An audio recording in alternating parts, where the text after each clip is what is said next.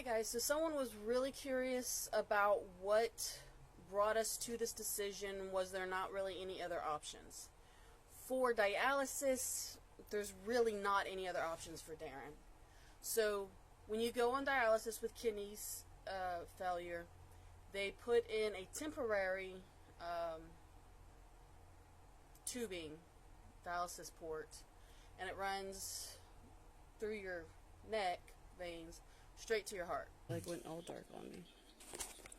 So all of these scars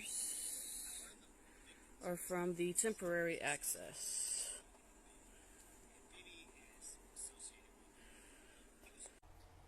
With those, they're very temporary because it's going to shoot your heart. A lot of additional chances for infection and other complications, heart complications, clotting in that tubage can lead to complications. So they want it out usually within a few months. For the, from my understanding, for the permanent access for dialysis patients, they can do what's called a graft or a fistula.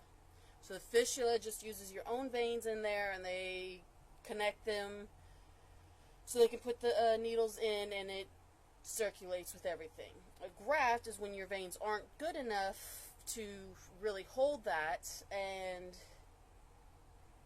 they use some extra grafts to connect your vein and artery so that it can be part of the circulation.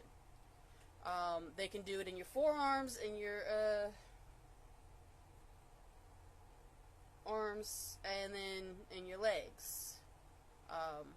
For the arms, veins are better usually, and your leg veins are typically more used for heart surgeries, so you don't want to use those veins for kidney disease if they may be needed later for something else.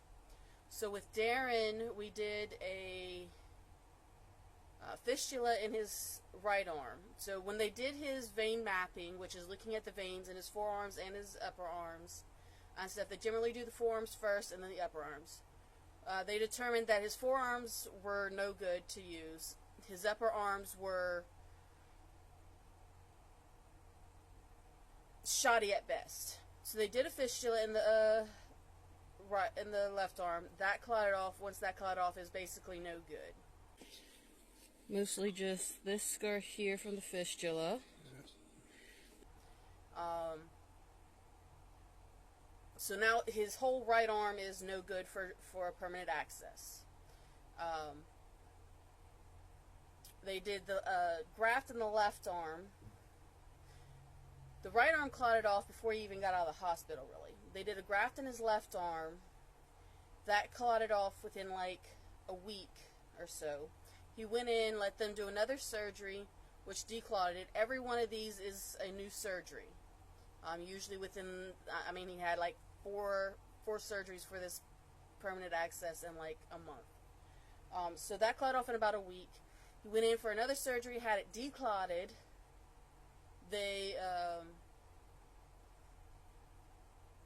It clotted off again in another 2 weeks. Hang on. We have... Still the system's working. It's not. Hang on. This little scar here, and this scar here from the fistula? Yeah, no, The graft. And then he's already got his lower right leg amputated, which means that for the right leg, the only possible place to put the permanent access is in the upper right leg. But with it being the veins and arteries, that can lead to a lot of troubles, and he doesn't want to risk having to have that leg amputated again or messing with his stop. So his right leg is basically no-go. His left leg, he technically can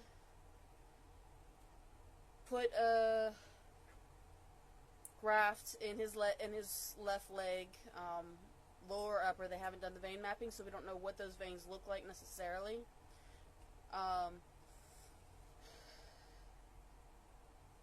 If he'd gone back in time, he probably could have had this one declotted again.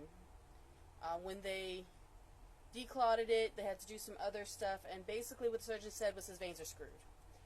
One of the, I forget if it was a vein or artery that usually comes down way down here, and they do the graft here, was way up here, so they had to do a bunch of maneuvering things, what have you. He's had 3 temporary accesses put in through here. So his right side, the last time he had one done, the doctor said that it was tough getting it through all the scar tissue and stuff. So for him to do another temporary access, it would have to go in on the left side now. Which, I mean, obviously he would be able to go through and have a few of those done if need be.